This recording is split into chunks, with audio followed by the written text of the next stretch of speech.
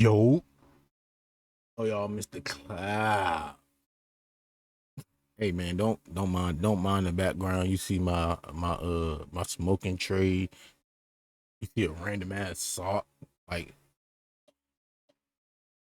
shirt. Don't mind that shit. The future felt different in the 2000s. Bro.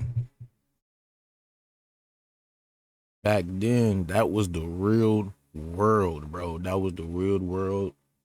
The kids growing up, such as myself, seeing everything, having our foot in the 90s and having internet at the same time growing up, bro. Oh God, bro, that was the time. That was the time. That was the time. But let's see what Mr. Guy All here. throughout history, we've been obsessed with the future. Whether Yes. it's predicting fashion, gadgets, or flying cars, there's always been a tendency to fantasize about the tech of tomorrow. You'll often hear about historic predictions of life in the 2000s, maybe through movies like Back to the Future or illustrations made throughout the 20th century. Yeah. But how did the 2000s think the future would look? Perhaps you saw it as an eco-futuristic blend of nature and technology, or even a gritty, Bro, we thought we was gonna have flying cars like 2010 and shit like that, flying cars and all that futuristic shit. But bro, we didn't get none of that.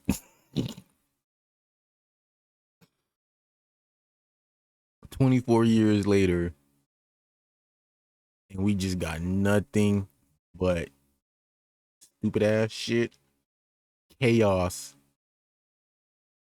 the fucking government putting out laws that don't fucking make sense and motherfucking violating human rights.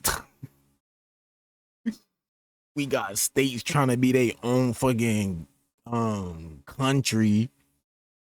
We got motherfucking different pronouns, bro. 2024 is crazy.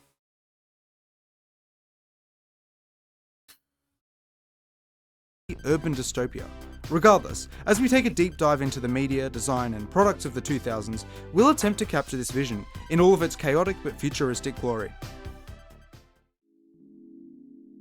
With a new world of personal digital devices on the horizon, and major leaps in all other areas of technology, tech aesthetics aimed to reflect the eagerness and anticipation for the future.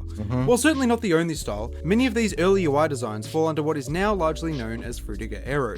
Using more naturalistic elements like water, glossy swoops of blue and green, and flowers, it became popular in a lot of operating systems at the time. Yep. Nicely summed up by this comment, its colour palette and design weren't just used to match the technological hype. The prevalence of natural imagery and grassy plains like the Windows XP wallpaper attempted to make the new tech more familiar and less intimidating. You weren't navigating through a brutalist arrangement of different squares, but rather clear and rounded icons with recognizable imagery. The idea was to both excite buyers and appeal to the more reluctant among them. Look at that. This is also imagery. The idea was to both excite buyers. Look at that, bro. Look. This was the real world right here, bro. The real world. With no problems. Motherfuckers can wait in line without getting fucking stabbed by a fork by an old lady. Like, bro, like motherfuckers can wait in line patiently, long attention span. No fucking YouTube shorts or TikTok. And appeal to the more reluctant among them. This is also reflected in the design of the more cutting-edge devices. While revolutionary, iPods featured bright and easy to recognize color schemes, making the then new technology appear less daunting. Let me know in the comments y'all had one of these. Not gonna lie, I had this one. Well, yeah, I had this one. Other colors I didn't. I had the silver one. I think I had the black one. These two. Daunting. Let me know which color y'all had in the comments. Looking at the iPod Touch and its app icons, notice the heavy use of blues, gradients, and nature. Mail had a backdrop of a sky with clouds, and the Photos app an image of a flower with a bright backdrop. This contrasts the icons of today, which are made of more solid blocks of colour, rejecting any direct reference to nature in their design. Even Photos is now just a collection of random colours on a white backdrop.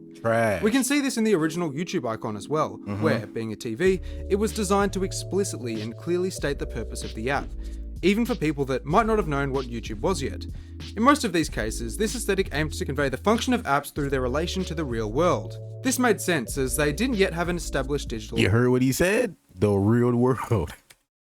Function of apps through their relation to the real world. This made sense as they didn't yet have an established digital identity, so linking them to already existing and understood concepts was advantageous. Consequently, especially for the younger generation, the popularity of this aesthetic influenced their conception of the future, the biggest theme being the idea of eco-futurism.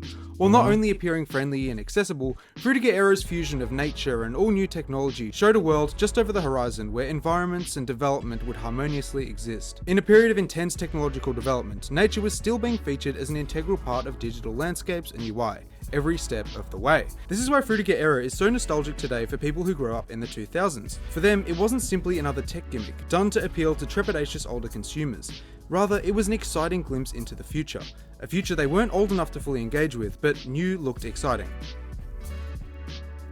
What? AAA auto insurance? Our teams help members find a smart plan at an even smarter price. Dog. I'm watching that. Apresúrate y prueba los nuevos Crazy Puffs de Little Hey, Caesars. man. 4 puffs Y'all de want to tamaño become a divertido member? y Hold llenos on. Y'all want to become a member, bro? I got it for 99 cents. $5, $10, and $24. And if you want to help me out, if you like the video, send me a thanks. It only costs $2. Oh my god. It's no secret that the commercials of today are pretty boring. As traditional TV and media has begun to fall behind streaming services, there's been less incentive to create the kinds of commercials you'd see in the 2000s. Just have a look at this ad for Windows Me, with the shots of huge floating cubes interspersed with beams connecting two people's computers. You're being sold on the idea that the tech is essentially just magic.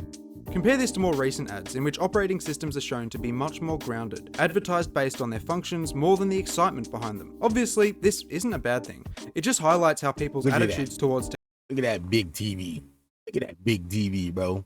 technology have changed. Almost everyone has a computer now, and doesn't need to be amped up by the idea of electric beams of light connecting them to their boss over Zoom. These older sorts of visuals definitely had lasting effects, however. In my brain, I still kind of see the idea of online connectivity as a giant grid of interconnected squares with different people inside them. Moving on to car commercials, we can see a lot of the eco-futurism I mentioned earlier in some of the ads for hybrids.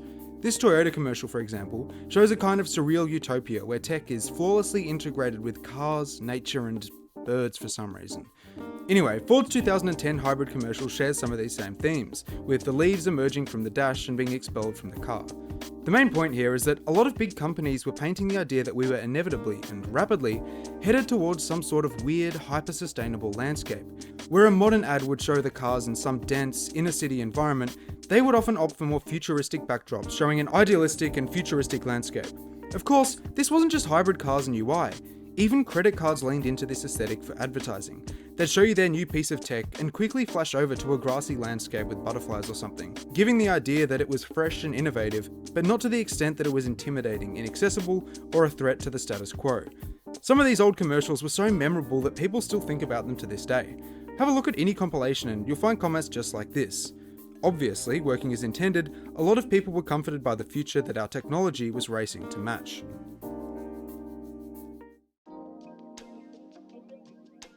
Looking at movies from around this time, the city from Meet the Robinsons and even the later Tomorrowland played into this idea as well. Being set in 2037, Meet the Robinsons was one of the first to realise this eco-futuristic utopia on screen. With elements of Frutiger Era sprayed all over the city of Todayland, including the bubbles people were transported in and the presence of grassy balconies and colours, it definitely contributed to people's idea of the future in the 2000s.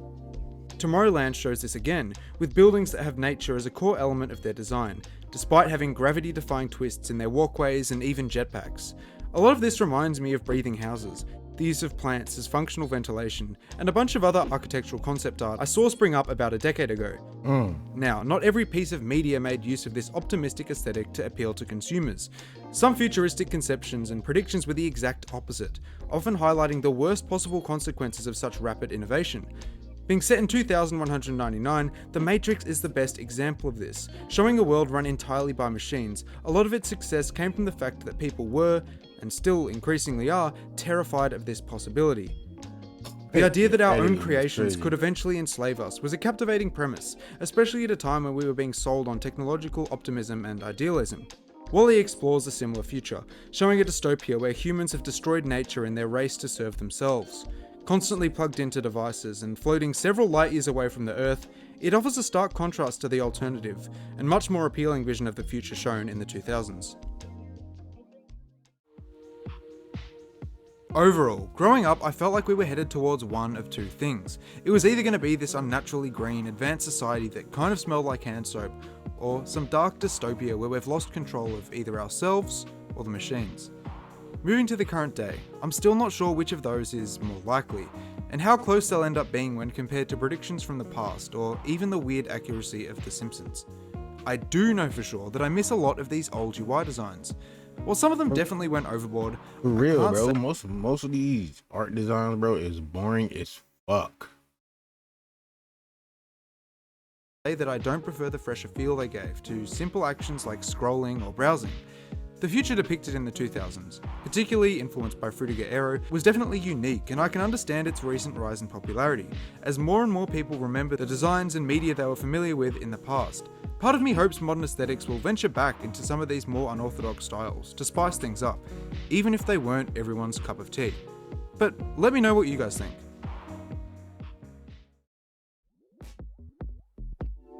Thanks for watching. Consider subscribing if you enjoyed the video, as we've got a lot more coming up in the future. Man, I think, bro, we should go back to that era, bro. We should go back to that era where everything was live. Everything, like, everybody had, you know, a creative mind. Yeah. Not everything is just black, gray, or white. Boring as fuck. But let me know what y'all think in the comments. Self love is the best love, man. Don't hold no hate, don't hold no grudges.